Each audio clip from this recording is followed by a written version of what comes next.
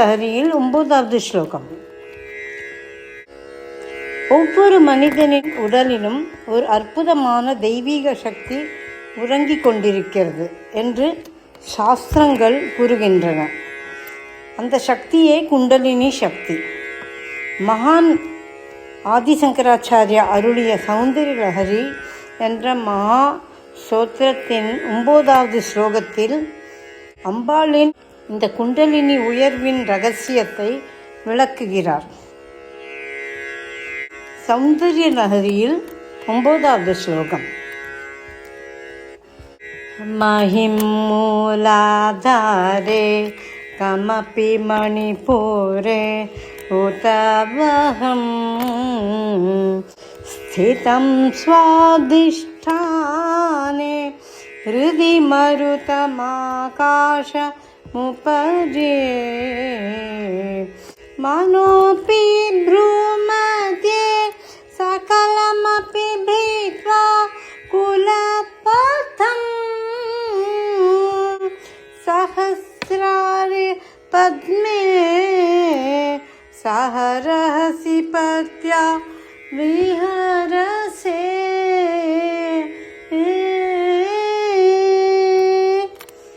மஹிம் மூலாதாரே கமபி மணிபூரே உதவஹம் ஸ்திதம் ஸ்வாதிஷ்டானே ஹ்ருதி மருதமாகாஷ முபஜே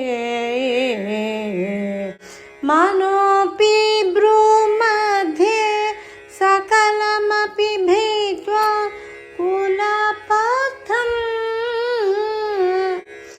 சஹஸ்ராரே பத்மே சஹரஹசி பத்யா விஹரசே.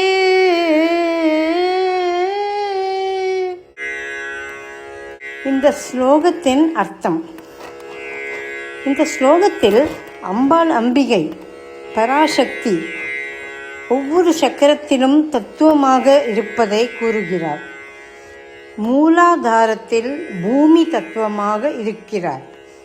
சுவாதிஷ்டானத்தில் நீர் தத்துவமாக இருக்கிறார். மணிபூரகத்தில் அக்னி தத்துவமாக இருக்கிறார். இதயத்தில் காற்று தத்துவமாக இருக்கிறார். அதற்கு மேலாக விசுத்தி சக்கரத்தில் ஆகாய தத்துவமாக இருக்கிறார்.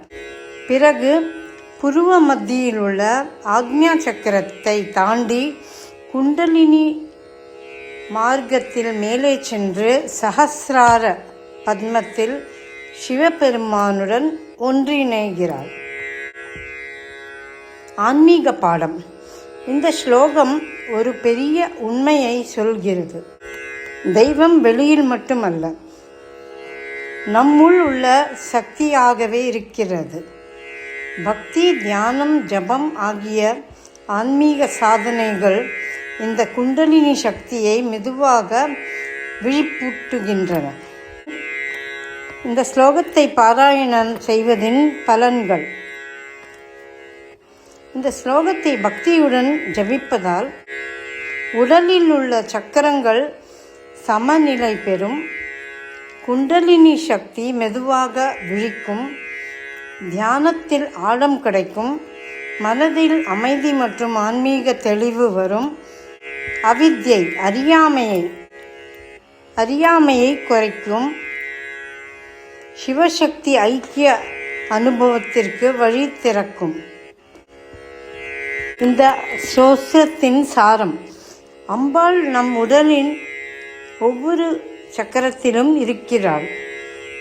அவள் அந்த பராசக்தியை நம் மனதில் தியானித்து அவளின் அருளை எப்பொழுதும் பெறுவோம். சௌந்தரிய லஹரி 9வது ஸ்லோகம். குண்டலினி சக்தியின் இரகசிய உயர்வு. சௌந்தரிய லஹரி 9. மூலாதாரத்திலிருந்து சஹஸ்ராரம் வரை சக்தி. உங்களுக்குள் ஒரு தெய்வீக சக்தி உறங்குகிறது. இந்த ஒரு ஸ்லோகம் அதை எழுப்புமா? மூலாதாரத்திலிருந்து சஹஸ்ராரம் வரை உள்ள ஒரு சக்தி மேலே எழுகிறது. நீங்கள் உடல் அல்ல, உள்ளே எழும் சக்தியே உங்கள் உண்மை. 6 சக்கரங்கள் ஒரு சக்தி, சிவசக்தி ஐக்கியத்தின் உச்சம்.